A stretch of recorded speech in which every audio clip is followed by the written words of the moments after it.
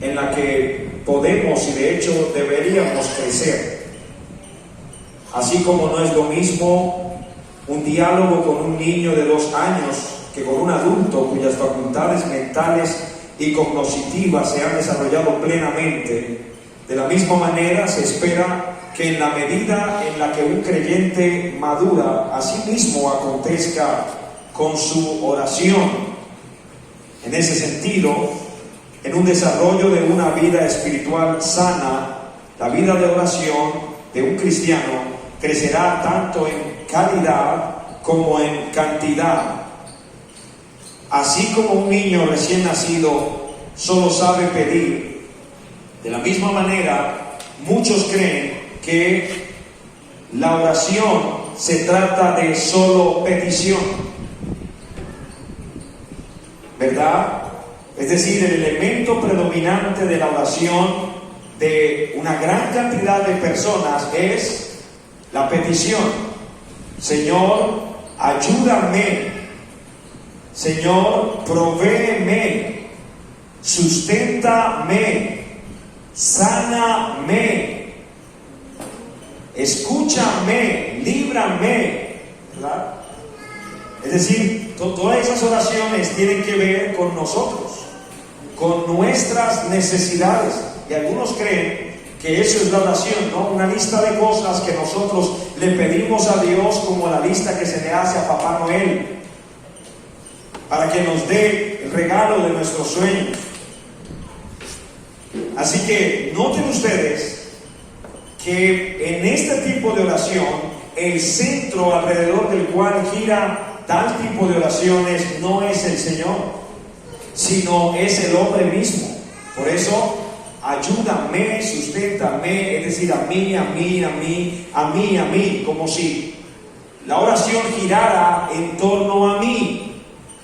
Sin embargo, y a pesar de que la Biblia de hecho nos enseña a pedir cosas a Dios por nuestras necesidades, crecemos en la medida en la que nos damos cuenta que la oración no es prioritariamente una lista de cosas que necesitamos que Dios haga, sino que la oración está centrada en Dios mismo, en su presencia, en su reino, en su gloria. De ahí entonces que en la oración modelo, el Padre Nuestro, el Señor nos enseñara a orar. El Padre Nuestro es justamente eso, es un modelo de oración. Y en esa oración el Señor nos enseñó que la prioridad no soy yo, sino que la prioridad es Dios mismo. Hermano, y otra vez el problema cuando nosotros miramos oraciones como el Padre Nuestro, ¿cuál es? Nuestra irreflexión, ¿verdad? A la hora de ir a la palabra. Y yo le puedo decir a ustedes, y probablemente uno de los textos que casi todo el mundo aquí se sepa, incluso los que no pertenecen a nuestra congregación, es el Padre Nuestro, ¿verdad? Porque irreflexivamente lo citan día a día millones de personas. No, Padre Nuestro que estás en los cielos, sin meditar realmente en lo que estamos diciendo. Pero ¿sabían ustedes que el Padre Nuestro es tan exclusivo que solamente los hijos de Dios pueden orar el Padre Nuestro? ¿Sabían ustedes?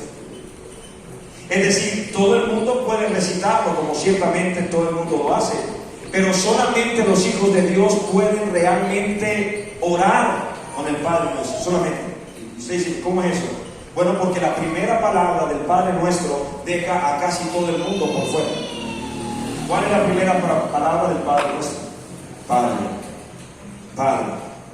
Ahora le hago otra pregunta. ¿Son todos los seres humanos hijos de Dios? No.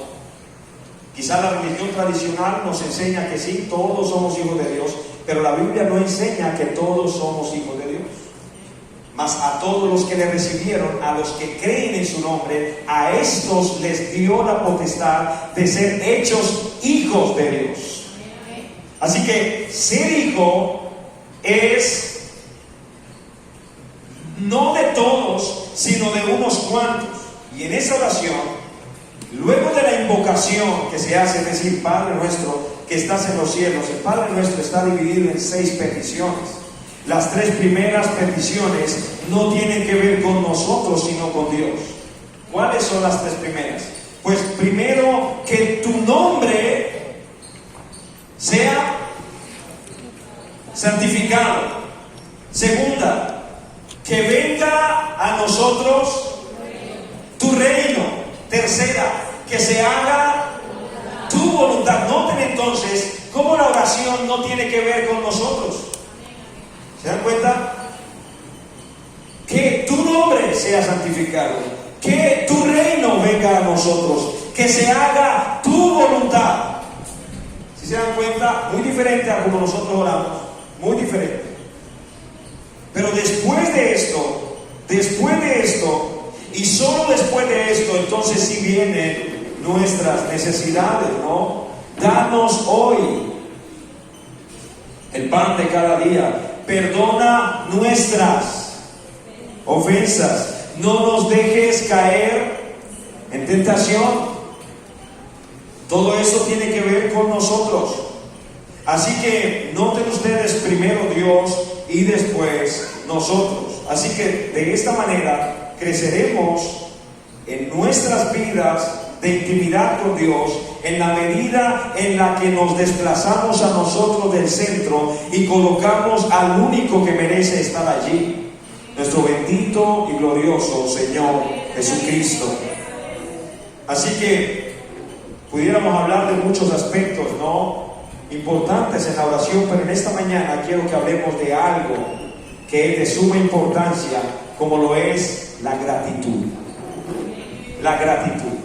Nuestras oraciones deben ir llenas de gratitud a Dios. No sé cuántos de ustedes hoy de pronto cuando despertaron le dijeron al Señor: Señor, gracias porque me dejas ver el último día de este año 2023. Gracias porque durante todo este año me alimentaste. Gracias porque nos sostuviste, Señor. Gracias porque terminamos el año, si tú lo permites, esta noche en tu presencia. Gracias por todas estas cosas, ¿no? Así que la gratitud es algo que es sumamente importante y es una de esas perlas perdidas de la oración contemporánea, y particularmente en un tiempo donde, debido a las distorsiones doctrinales, creemos que Dios nos debe obedecer y que nosotros debemos mandarlo a Él. Muchas personas ven la oración así, otra vez, ¿no?, como exigiéndole a Dios cosas. Estas personas que desde luego ignoran quién es Dios, creen que es el barro el que le debe decir al alfarero cómo quiere ser hecho y no al revés. Y es impresionante, hermanos, ver cómo el mundo es desagradecido. Yo recuerdo hace algunos años, era un adolescente, hace muchos años, y veía una imagen, o mejor dicho, una propaganda, ¿no?, en la televisión, y esta propaganda era de unas comiquitas, de unos dibujos animados que son bastante populares, ¿no? De hecho han sido populares durante décadas ya. Se llaman Los Simpsons. ¿Cuántos han visto eso? Me diga que no. Bueno, ¿de qué trata? ¿De qué trataba esta particular escena, que era una propaganda? Esta escena trataba de que la mesa estaba servida y la familia Simpson estaba reunida en torno a la mesa. Así que finalmente le dijeron a Bart, es decir, al hijo, que diera gracias por los alimentos. Entonces todos se llevaron sus manos a la mesa de esta manera, unieron, y Bart empezó a orar diciendo algo así como esto: Dios, estos alimentos los compramos con nuestro dinero, así que gracias por nada. Así que gracias por nada. Terrible. Hermanos, y eso es solamente una muestra de lo que es el mundo. Así de desagradecidos podemos ser los hombres, que pensamos que el trapo que tenemos encima o el alimento que llevamos a nuestro vientre es porque yo me lo gané, es porque yo lo sudé, o la casa que tenemos o qué sé yo, es porque yo. Así de desagradecidos podemos ser los hombres, hermano. Y ser desagradecido es un gran pecado, es un gran pecado. Romanos capítulo 1 verso 21. Romanos capítulo 1 verso 21.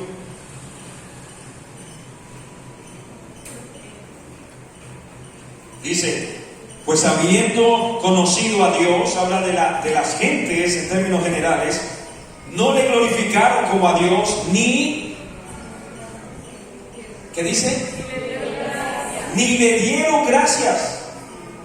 No le glorificaron como a Dios, ni le dieron gracias, sino que se envanecieron, ¿no?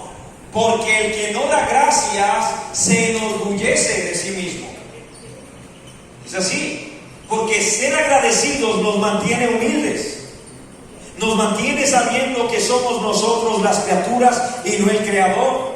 Somos nosotros a quienes se nos provee y no el proveedor. Somos nosotros los hijos y no el padre.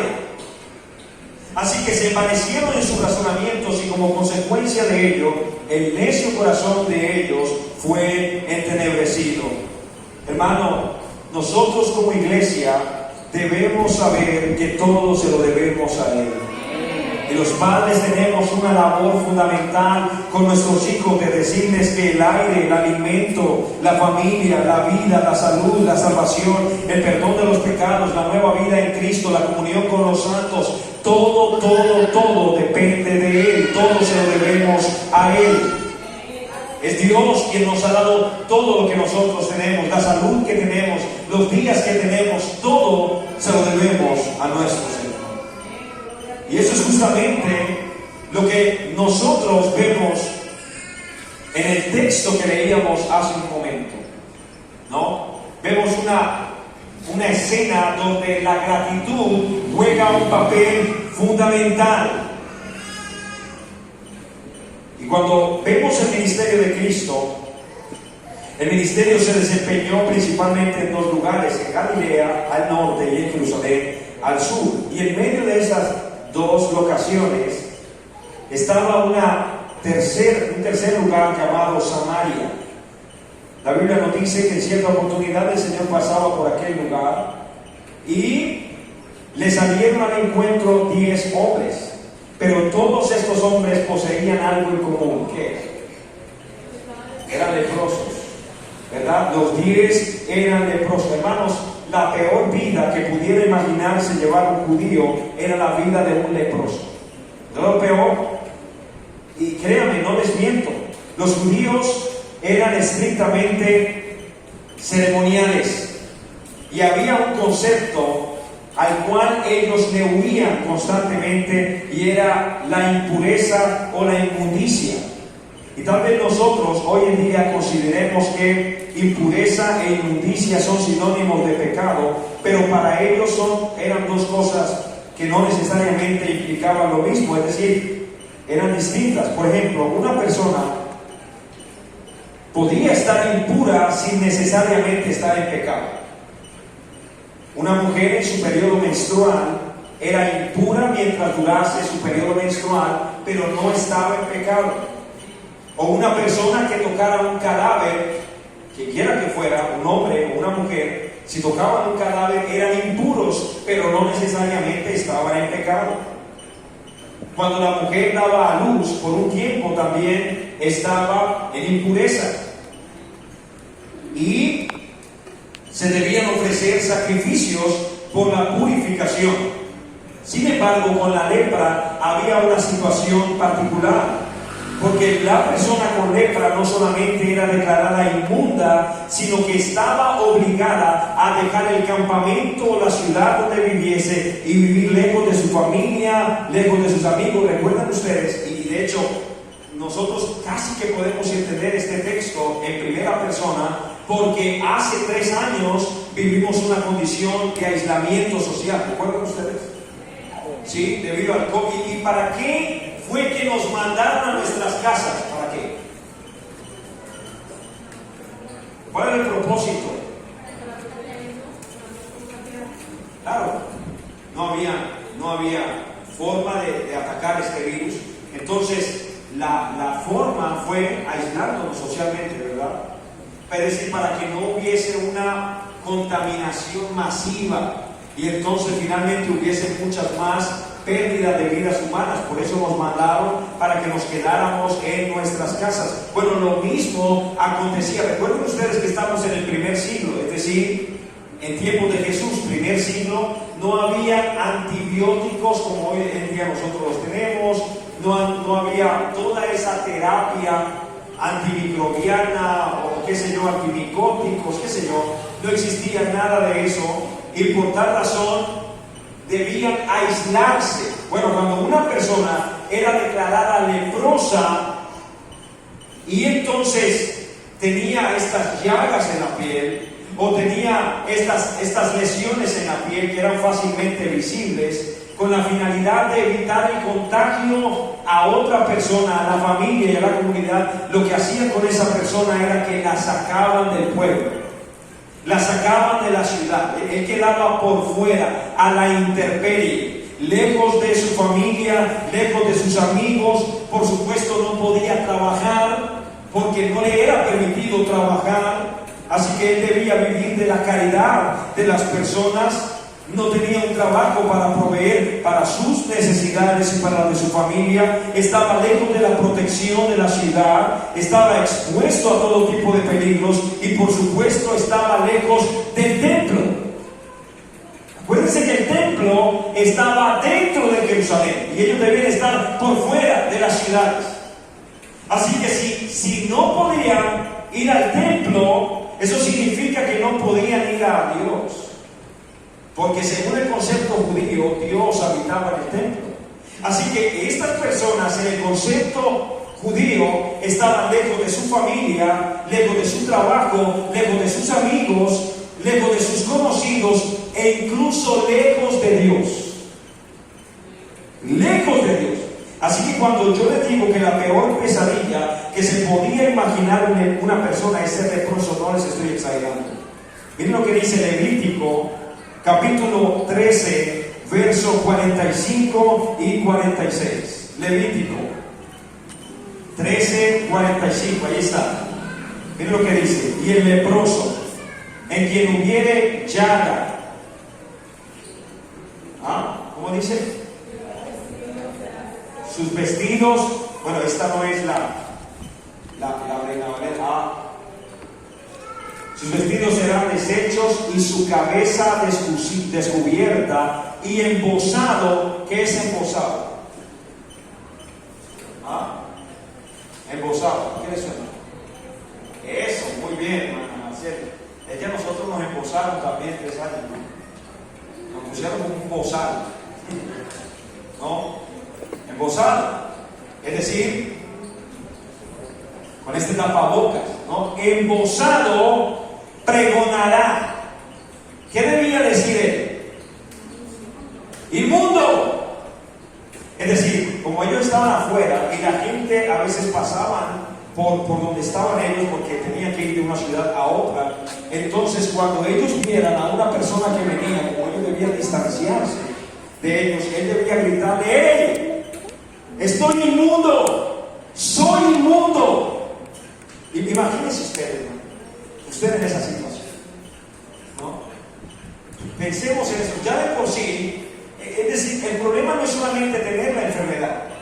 Tengo una enfermedad. El problema es mayor aún, tiene que ver con un señalamiento social, tiene que ver con que la gente me va a evitar a toda costa, tiene que ver con que yo tengo la responsabilidad social de decirle a otros que estoy infectado, que estoy enfermo. ¿Y cómo se lo tengo que decir? Tengo que decir: inmundo, inmundo, estoy inmundo, no pases cerca de mí porque estoy inmundo.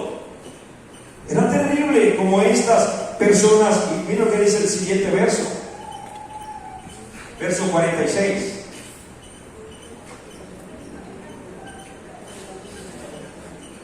Siguiente.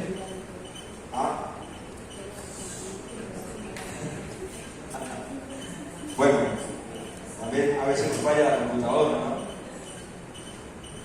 Pero usted tiene allí en su Biblia, que tiene, dice: todo el tiempo que la llaga estuviera en él, será inmundo, estará impuro y habitará solo fuera del campamento, será su morada. Piensen en eso. Piensen en eso. Y esta era la triste condición de estos 10 hombres, alejados absolutamente de todo y todos, y la única compañía que tenían era la de hombres similares a ellos. De hecho, estos 10 hombres estaban juntos porque tenían la misma enfermedad. ¿Sí? De pronto no se conocían antes, pero ahora, debido a su enfermedad, estaban unidos. Recuerden que ellos debían protegerse entre ellos, había muchos peligros a la intemperie. Hermanos, ellos estaban lejos de todo y todos, sin poderse acercar ni a su familia, ni a la ciudad, ni a Dios. Pero hermanos, cuando el hombre no puede acercarse a Dios, Dios es el que se acerca a la necesidad del hombre. Y eso es precisamente lo que vemos aquí cuando Cristo pasa por aquella región. Vemos al mismo Dios acercándose a la necesidad humana. Cristo es Dios. Y Él se acerca a ellos, Él se acerca. Y esto es una ilustración perfecta del Evangelio. Porque el Evangelio nos muestra no lo que nosotros hacemos para llegar a Dios, sino lo que Dios ha hecho para acercarse a nosotros, para acercarnos a Él. Es Dios el que ha tomado la iniciativa. Así como vemos a Cristo acercándose a estos leprosos, de la misma manera Dios se acerca a la necesidad del hombre. Y el cristianismo es justamente eso: decirle al hombre: tú no puedes acercarte a Dios, ni quieres hacerlo, pero es Dios el que te ha acercado a ti, a Él. Es Dios. Dice la palabra del Señor que el hombre no quiere buscar a Dios. El hombre está tan mal en su condición de pecado que él no quiere. La Biblia dice: todos se desviaron, todos se han corrompido, no hay quien haga lo bueno, no hay quien busque a Dios. Así que cuando el hombre no se acerca a Dios porque no puede, es Dios quien se acerca al hombre. Gloria a Dios por ello. Ahora, ¿recuerdan ustedes qué debían gritar ellos cuando vieron a Jesús que venía? ¿Qué debían gritar? Estamos inmundos. Estamos inmundos, no pase por aquí. Pero ¿qué fue lo que dijeron cuando vieron a Jesús? ¿Recuerdan lo que el texto decía? Ya tenemos imagen, ¿no? Bueno, ¿recuerdan lo que el texto decía al principio donde leíamos?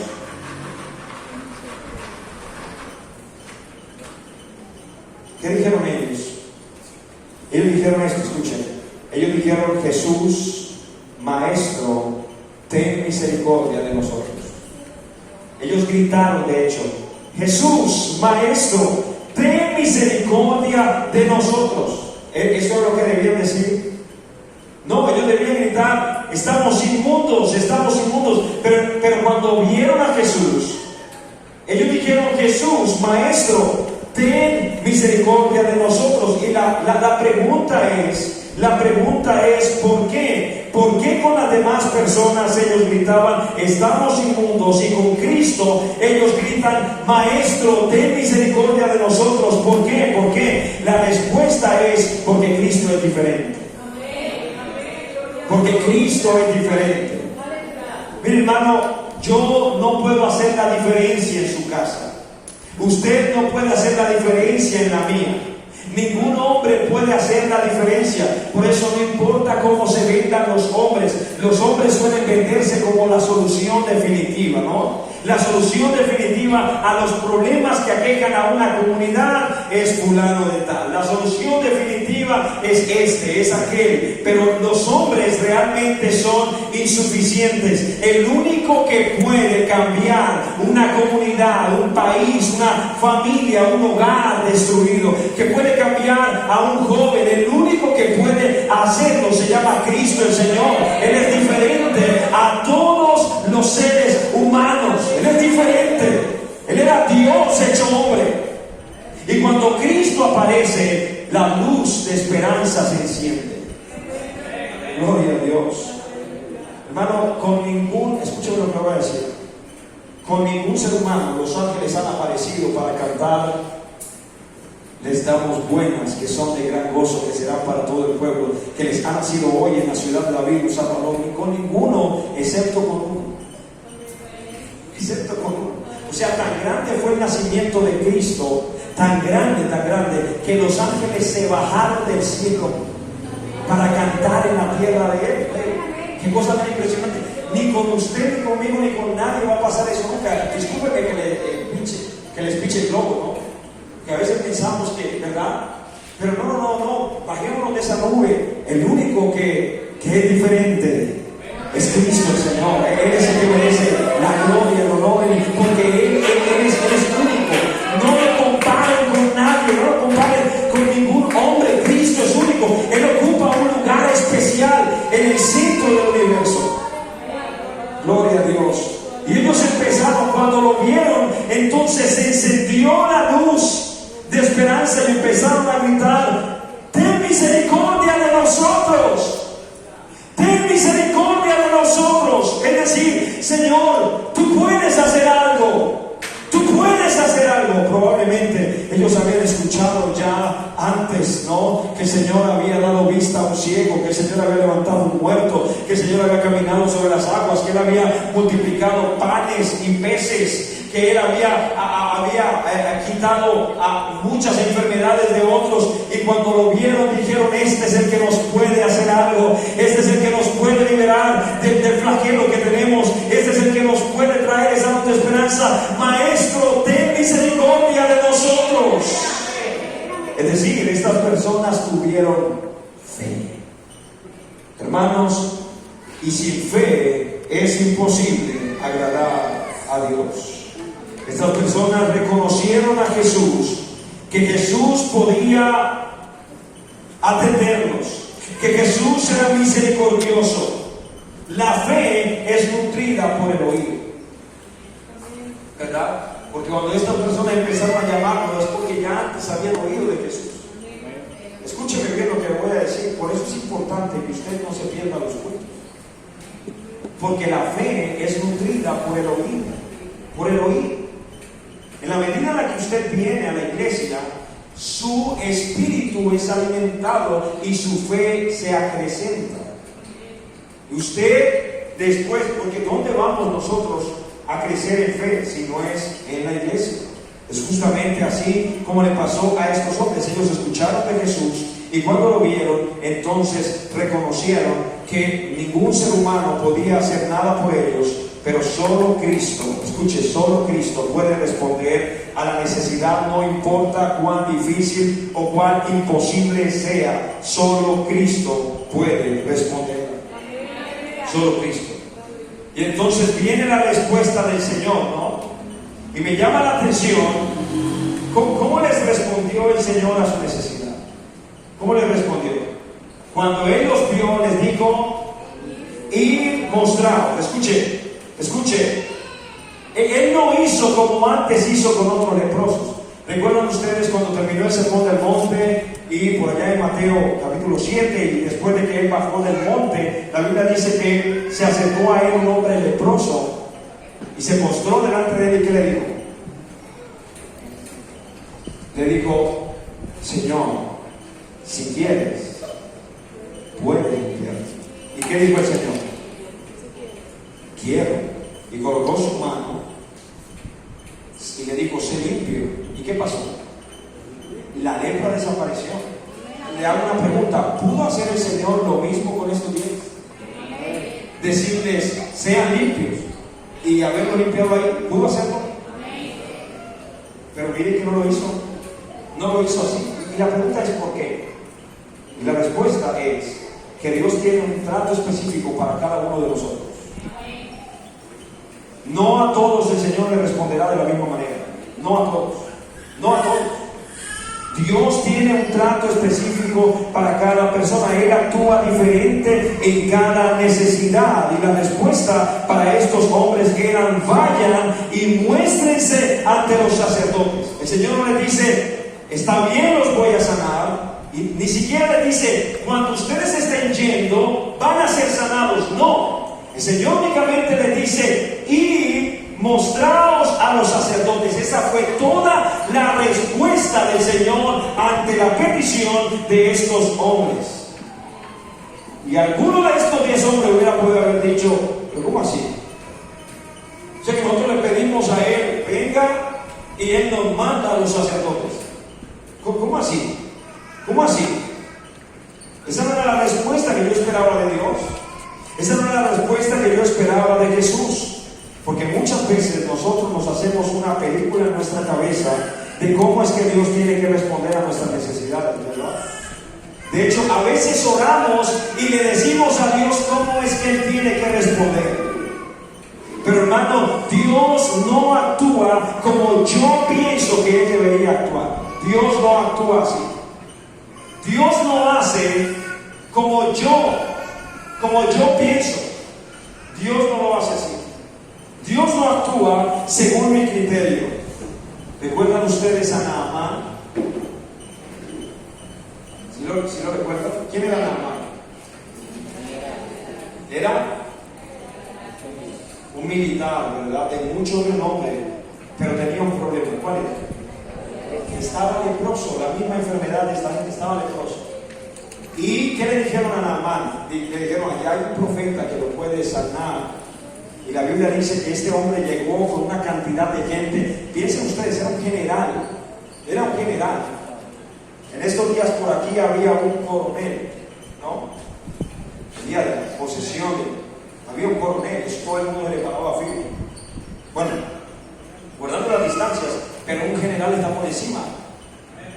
Y Naamán era general y era un hombre de mucha confianza del rey. Es decir, este hombre se codeaba con el rey. Y la Biblia dice que estaba leproso. Así que cuando él llegó donde el profeta, piensen ustedes, miren esa imagen de todo el poco de soldados, de todo el poco de hombres que venían, y Naamán venía al frente con su enfermedad, pero venía al frente. Y se paró, y la Biblia dice que llamaron al profeta, y el profeta ni siquiera salió de su casa. El profeta le mandó a decir con el criado: vaya, dígale que se meta al río Jordán 7 veces. Ya, eso fue todo. Ni siquiera salió a decirle: general, bienvenido a Israel.